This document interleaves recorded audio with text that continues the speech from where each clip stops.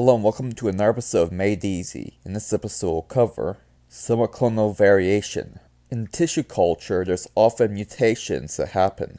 These create variations that sometimes are stable and sometimes are not. These are either genetic mutations or epigenetic changes, and vary in stability in terms of how well they pass on to its progeny. The rate of mutation depends on what is used for material for tissue culture.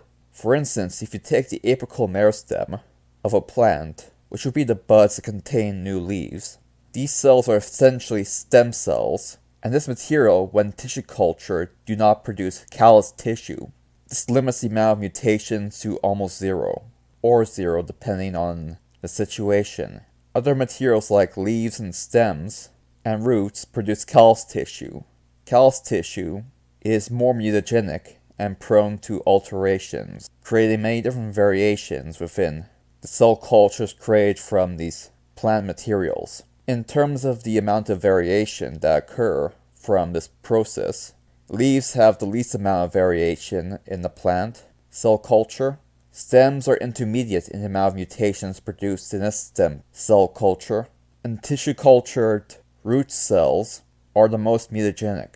These mutated cell lines can be used to make brand new varieties of plant, allowing breeders to breed new sports of the same plant. Other elements can improve the sum total of the mutations within a cell culture, if more mutants are what you want. The amount of growth hormone or the type of growth hormone will affect how much mutation happens. For instance, 2,4-D has more mutagenic effects than NAA, and more NAA has more mutagenic effects than less NAA. The most common way for new varieties to be bred using this technique is to create a bunch of mutated lines within a cell culture and add a biochemical or chemical stress into the mix, such as the addition of either a herbicide or a pathogen. There have been examples of different plants being bred by applying herbicides to a cell culture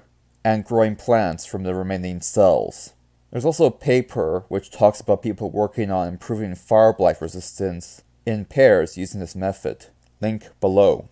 Well, that about covers everything. Thank you for watching.